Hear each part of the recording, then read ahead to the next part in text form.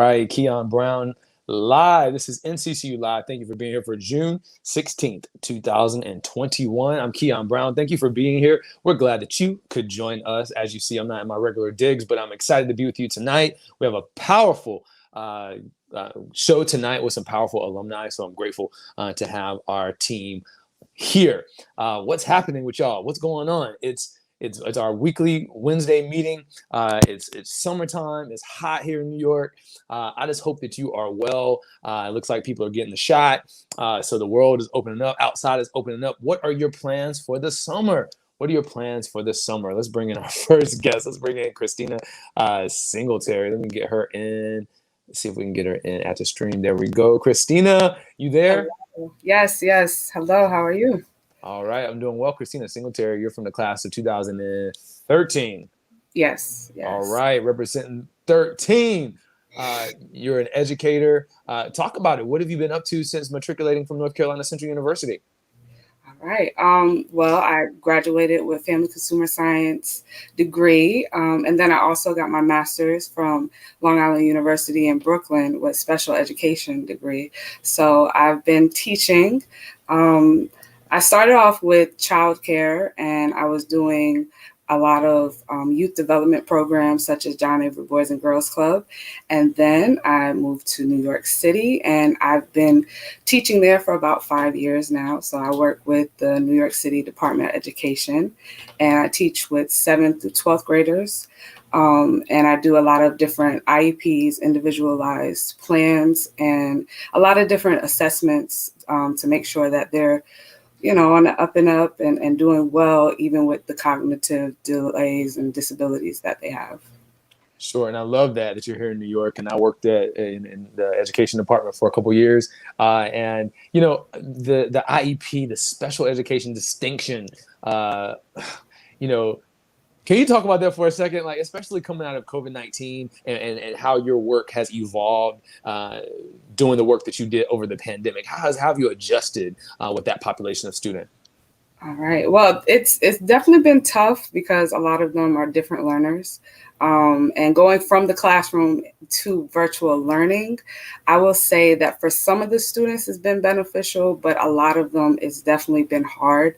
I do a lot of one-on-one. So in the classroom, it helped with trying to break up the sentence structure and putting certain things with their literacy skills. And we can do that as well because we do have a lot of platforms that we use, but it works better one-on-one for them. So I know for some students, some of their grades did slip a little bit, and we've been trying our best to make sure that we can accommodate them. But I know everything is opening up now. So in the fall, the schools back. Open. Yeah. So, but we've been accommodating and also understanding that some people don't have the best Wi-Fi and also they don't have all the tools. Equipment. Yes.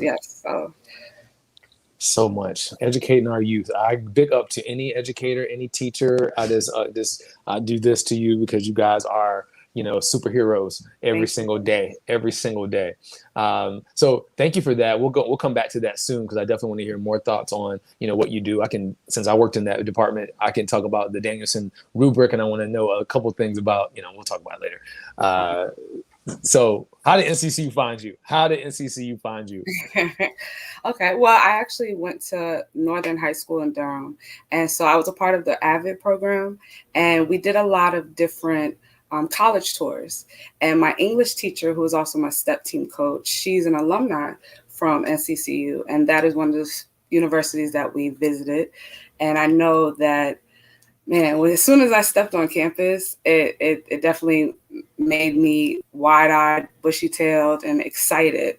I remember when we first got there, we went into the B and Duke, and they talked about a lot of the programs that they have and what they do on campus. And then we went around the campus for a tour, and it was just wonderful to see a lot of Black people of different shades, sizes, and just doing different things on campus, united together and there for the same purpose. I love that. This is kind of like homecoming every week for me. So when I ask how did NCCU find you, so many people say I went for a campus visit and that's when it clicked. I felt at home. I felt like I wanted to be here. And I just love that. I want to just honor the university to say something you're doing is right. There's something about the introduction to the campus and to the sloping hills and verdant green of NCCU that has people captivated. So I hope that we can help them in strengthening that performance. So I love that. Okay. All right. Well, thank you so much for being here and being an amazing educator, Christina Singletary from the class of 2013. Thank you for being here. All right, stick around. We're going to bring you back in a couple minutes to talk about some other stuff. So thank you. Just give us a second and we'll see you in a minute. Okay, Christina? All right. All right. Big ups to all the educators who are hopefully off for the summer, maybe have some summer school stuff, but get some rest. We appreciate all educators. We want to show you love for all of the work that you do. This has been on another level, even beyond even your training. I think sometimes all the technology and all the stuff. So we just want to honor all of our educators as you guys hopefully get a break and then get ready for the next school year. All right, let's bring in our next guest. We've got Kendra Ellis. Let me see if we can get her representing the class of 2000. That's a part of the golden era, class of 2000. Hello. Hi.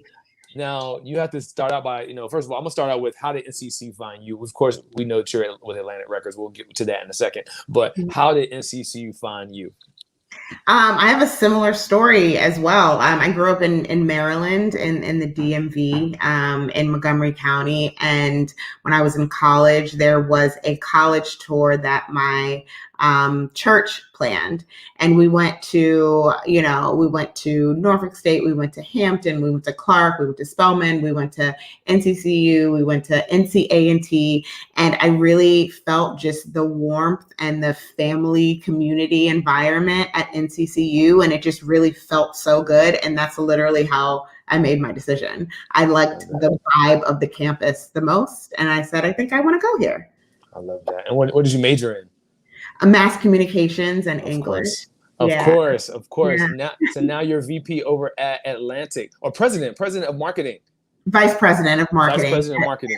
Yeah. Talk about that. How did you land that? And for people, of course, these types of jobs. I mean, Christina and I, we're both in New York, so clearly, these types of jobs are very glamorous. Very, we love seeing this type of stuff. The work that you do on the back, on the front end, on the TV screen. Yeah. But we know that on the back end, there's a lot of stuff that has to be done that we don't see. How did you get that, and how's it going for you? It's going great. I've been working in the music industry over 10 years, probably 12, 13 years now. And my first job in the music business was at Rough Riders. And I interned there after already graduating college. I thought I wanted to be a television news reporter, right? So the first job that I got after graduation, I moved to New York and I was working for CBS in New York. And I was working on the weekend news, and it just was so boring. Everybody was like really, really old, like 60 plus. Everybody was miserable. It was just quiet in the newsroom. You could hear a pin drop. And I was like, you know what? This really isn't me. And I decided to pivot. And somebody that I was working with at the time knew one of the CEOs at Rough Riders. So I went from having a paid job to interning again, working for free, because I really wanted to make the change and I really wanted to do it while I was still young. I didn't want to wait until I was 30 and say, oh man, I should have, tried to pursue a career in the music business. So after Rough Riders, I started working at Interscope Records, and that's when I moved to LA, where I'm based now. And then from Interscope, I was at Columbia, and now I've been at Atlantic for the last 3 years, and it really, really feels great. It's the best label that I've worked for, and it's a really, really good fit for me. Congratulations on that. And can I just say, you would be a great on-air personality. You would be great on TV. A little spice there. That's my training. Like, I have like old videos of myself like doing like mock news reports, and I'm like, oh my God. One thing that I'll say about the entertainment industry and music specifically, I have all these mentees or whatever, and they'll play these music, and I'm like, who is that? I don't know who all these peoples are. You could probably catch me in a jazz club at this point, sipping on scotch. I know it's hard to, even for me, because I'm getting older now, right? And a lot of my artists are, 20 and 22 years old. So I really have, my friends are always like, how do you know who all these artists are? Like, I literally have to stay abreast of all the new artists and music and video directors and producers and stylists that are up and coming, because I don't want to like age myself out of the business, right? So I have to stay super current. So my friends are just like, oh my God, you like have the musical taste of a 24-year-old. Like, how? So who do we know on Atlantic? Who are some of your newest guys, or who do we know on Atlantic?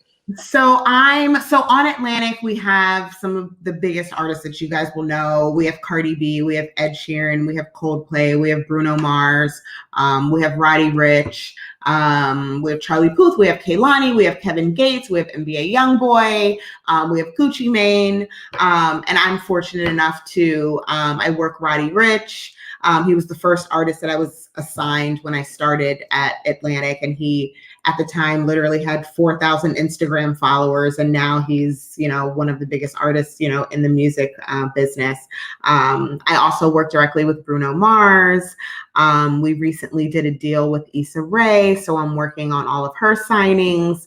And then I have a bunch of, baby acts that you guys probably aren't familiar with, but hopefully will be soon if I do my job right.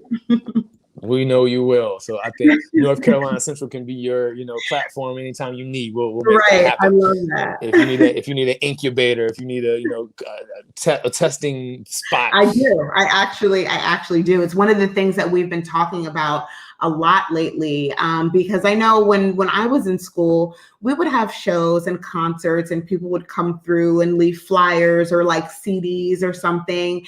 And I don't know that happens anymore. Like when I first got in the music business, we had street teams that would actually go to colleges and like pass out, merch, like t-shirts and CDs and things like that. And it really just doesn't happen anymore. And I feel like we're really missing out on a huge chunk of, fans, because we really, that's our core, the 18 to 21, 22-year-olds. So I definitely will be hitting up somebody at NCCU in the near future to figure out how we can get some stuff going on campus. Yeah, absolutely. Now I want to ask you, because Roddy Ricch is one of those kids who my kids really enjoy. What do you, whenever you interface with young people, what do you say to them? And maybe, the young people who are watching, what's something that you would say to some of the young kids who are coming up right now? New artists or people that want to work in the music business?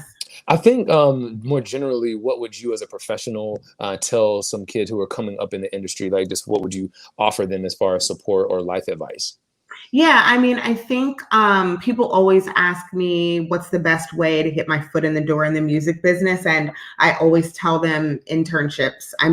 My assistant, who has been with me since I started, she was an intern in the building. And I didn't have an assistant. I didn't bring my assistant with me from Columbia. And she was an intern, and she just got rave reviews. Like, I put the word out, like, I'm looking for an assistant, and they said, we have this really great intern. Her name is Claudia. Like, you should definitely meet with her. So I met with her, and it ended up working out, and she's already, gotten a promotion, and she has her own roster now. So that is really the best way to get your foot in the door in the music business. And then, once you have your foot in the door, I was just talking about you have to constantly be in this stage of discovery. Like, you have to really love it and want it to really be good at your job. You can't really dial it in. Like, you have to, like I said, my friends sometimes like, oh, like, I'm taking a break from Instagram. Like, I'm not going to do Instagram for a month. And I'm like, I can't do that, because I need to stay cool and I need to know what's happening out there. So I would also say just like having that constant, need for discovery, and just, staying abreast of all of that. And it also helps to have a mentor. I've had several, great mentors throughout my career, people who are older than me, more seasoned than me, that give me really great, life advice and professional advice. And, a lot of people, a lot of kids that get into the music business think that it's, all glitz and glamour, and it's really not. It really is hard work. It's working on the weekends. It's staying up late. It's being on video shoots for 24 hours straight at a time.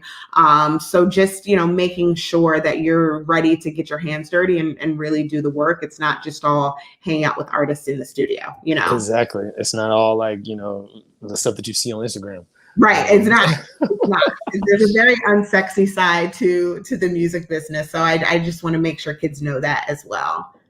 All right. Kendra Ellis from the class of 2000, North Carolina Central University, Vice President of Atlantic Records. Thank you for being here tonight. Of course. All right. We're going to bring in our other guests. We're going to bring in Christina Singletary. Let's make sure we get her right. Everybody in? Hold on. I'm on my phone today, guys. All right, there we go. It's a great day to be an NCCU Eagle. Hello. Yes, it is. All right, and we got a lot of powerful women on the call. I like being in the middle of that, kind of like a rodeo here. You know what I'm saying? I like being there. Thank y'all for being here. So first, I want to say, this is what we've been asking since we're coming out of the coronavirus and the pandemic. What are you clear about? What are you now, as the world is opening up and you're coming out of the pandemic? What's one thing that you are clear about? And I want to start with our educator on the line, Ms. Singletary. What are you clear about? Okay. Well, I'm clear about being intentional about everything that I'm doing. I feel like I've had this time during quarantine to work on myself, work on my craft, work on being an educator. So intention is very important to me. And that's what I feel like I'm clear on at this moment. Of that. Kendra, what are you clear about? I'm clear about really having work-life balance. This is the first time since I started my career that I actually feel like I have that, because we've been working from home. I'm still working from home. We've been working from home for over a year, and just, having more time to spend with my significant other, my family, my friends, not, getting home at work, getting home from work at, 9 p.m. and then cooking dinner and then not having time to work out or really, mentally just kind of decompress. I really am going to, now that the world is opening back up and the offices are opening back up, I'm really going to make sure that I take that time for myself, because before it was just work consumed my whole life. And I'm much happier now. I'm much more relaxed. So it's working. I saw a meme that if a professional was gave the choice to either stay at home or go back, they're gonna quit if they have to go back. Right. That's how I feel. Like, yes, I definitely, and I think this, being on quarantine has really showed a lot of industries, not just tech, that you can work remotely, that you don't have to physically be tied to a desk, 24/7. And I work in a people business, so it is important for me to, interface with my artists and my coworkers so that we can collaborate. But I don't need to be in there every day. Mm-hmm. I don't need to be in there every day. Indeed. And still be working. You can be on the beach. You can be exactly right. This is glued to my hip all the time, so it's never far away. So yeah, I'm always reachable. Now, Christina, how much work can you do on the beach, Christina? Oh yeah, I feel like I definitely need the laptop, Wi-Fi, all of that. But I do feel that now that it is the summer, I'm getting a little bit more comfortable with going out. So I'm happy that the world is opening up a bit, so that I can enjoy the beach, enjoy my family, friends, all of that. And also I'm fully vaccinated as an educator. So, that's something that I had to do to get back into the school buildings in the fall. So. Yeah, New Yorkers, Cuomo's probably trying to be the president at some point, so we gotta do everything by the book. We gotta be first. And you over there, Newsom too. You know what I'm saying? LA, California, boy, these are the cities, these are the states. New York and LA are always competing with who's gonna be first, who's gonna be the best. And I like it. We get to try out things. every time a news article starts, I remember when the whole gender neutral bathroom happened. Mhm. How New York and LA were probably the first to do it, and then North Carolina, where we all are familiar, where there was a big fight. It was Right. protest. I remember I was that. like, just change the sign on the Yeah, door. What's wrong with y'all? exactly. That's all Yeah. we did. There was no construction. There was no construction. There was the sign business got a boost because they just created Right. new signs. Yeah, I mean, I remember like even going, to like dive bars in college where there's only one bathroom. I mean, it was gender neutral back then. It just wasn't called that. It's just like everybody uses the same bathroom. So that was, yeah, I don't know. Well, I wanted to ask. Let me see what else I wanted to ask. Well, let's just do our NCCU, our Eagles Give Challenge. I always have that. I'm on my phone today, guys. So it's time for the Eagles Give Challenge. Challenge. That's my echo. We're gonna get it. We're gonna get it automated at some point. Eagles Give Challenge. This is where we encourage people to give a reoccurring gift to the university by going to eaglesgive.com. And in this one, we ask our guests tonight if they will make a recurring gift to the university if they haven't already. We'll start with the single Terry. Will you do the Eagles Give Challenge and make a recurring gift to the university? Our dear ONCC. Yes, definitely. All right, thank you for that. And Kendra Ellis, will you participate in our Eagles Give Challenge and make a recurring gift to the university? Absolutely. Yes. And thank you so much for that. I think it's really important. And then even if you have an educator and we have someone in the entertainment business, I think that another way to contribute to the university is not just finance. It's also creating opportunities for young people who are Eagles to come up. And as far as mentorship or creating opportunities, it could be whatever is best for you. If you can call HR and say, can we set up an internship program and I want to make it specifically for my alma mater. If you can do that, do that.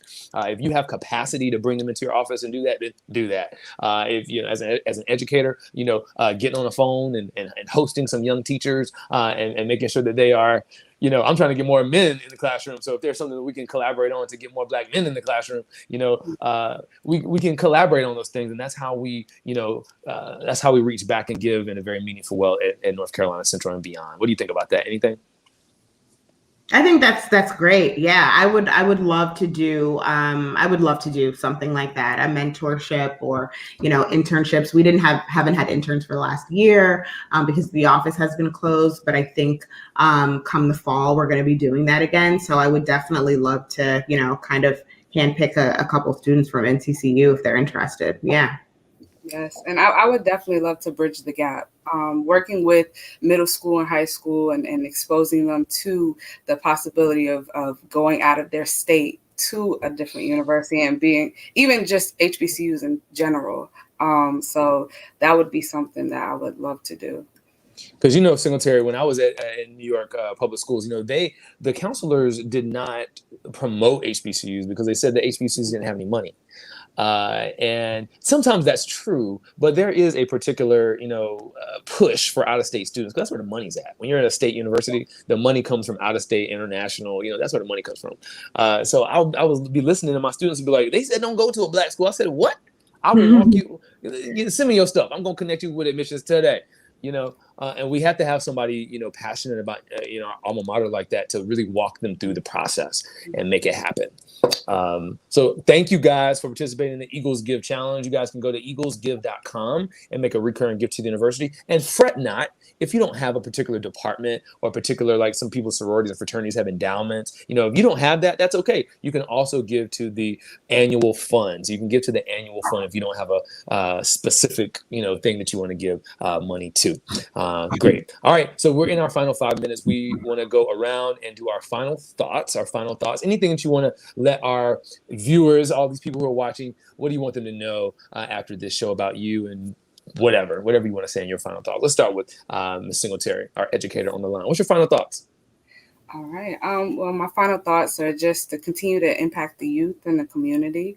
That's something that I love doing. And being an alumni from NCCU, I did a lot of community service. So that's ingrained in me, and just keeping the legacy alive and getting other Eagles that are in the New York area, connecting with them, networking, and doing a lot of community service and uplifting the community in that way. Well, I need to get you connected to the president of our local chapter in New York, and also Kim Council, who is running for Brooklyn Borough President, who is AKA from Alpha Chi, and North Carolina Central University graduate. So we got to hook you all the way up in Brooklyn. We all the way up in there. All right. Okay, Kendra Ellis, what are your final thoughts? My final thoughts are I really do want to be more intentional about encouraging, people of color to pursue business and careers in the music business. I've worked at, I mentioned I worked at, several labels, and there really is a lack of diversity, at the executive level. And the reason that I love Atlantic Records so much is, when I was interviewing there and, walking through the halls and meeting with, different people, there are, several department heads and senior level executives that look just like me. Like our head of A&R is a Black woman. Our two heads of marketing are Black women. We have a lot of people, that are representing for the culture at Atlantic, and I want to continue to cultivate that because it is very important. And I don't think people realize how much, some of these record labels lack diversity. So that's important to me. Yeah, diversity and inclusion has been in the corporate world. I mean, from PayPal to Google to Facebook to all these guys, that they're throwing money at those positions, and they just looking for a positive, powerful Black person to lead that effort. And I want to just piggyback on that because we don't teach kids, like if they were culinary students, back in the day, it'd be like, oh, you're gonna have your own restaurant. You're gonna be an executive chef. You got to go and figure out how you do your thing. Well, now you can go to a food truck. You can go to Morgan Stanley and be the head chef, or Facebook feeds their whole staff. So you can have a culinary degree and be an executive chef at a big company. But I don't think that's how they don't translate it, in a way that they, I don't want to have my own restaurant. Well, you don't have to. There's so many things that you can do. So let's talk about that. I think there's some opportunities there, and I'd love to build with you on that.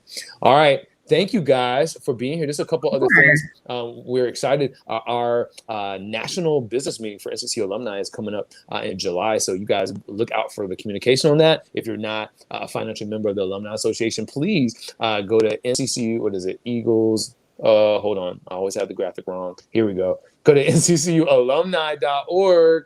And then, of course, go to eaglesgive.com. So please join the Alumni Association. It's like $50 a year, right? And then your eaglesgive.com, you can make a recurring gift to the university. And it could be, sorry, there's a lot going on there.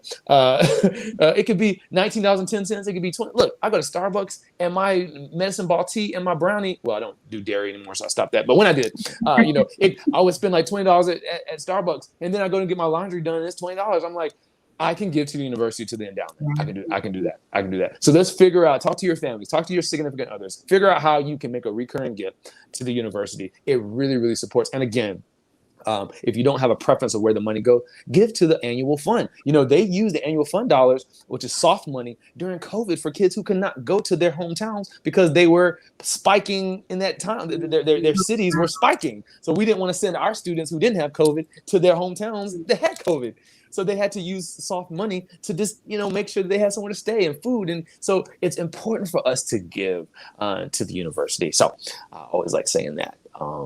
Okay. And also, people in Texas, where you at? Don't mess with Texas. We're looking for you. If you're in Texas, let us know. DM us. Tag somebody from Texas. Illinois, same thing. If you're from Illinois, we want to see you and talk to you. We got some cool things happening with the Alumni Association over there. And then, of course, the great state of Washington doing the same thing. So there's a couple of states that we're, focusing on. And we got some international folks like Trinidad and Tobago and some other spots that we're looking to create alumni chapters. So we're growing and things are happening. So thank you to Christina Singletary, class of 2013, and Kendra Ellis, class of 2000, for being on NCCU Live tonight. We appreciate you and we honor you today. Thanks for having us on. All right, guys, remember that an eagle is no common, ordinary barnyard fowl. And our new stuff is you belong at NCCU. You belong. All right, guys, take care until next week. Peace. Bye.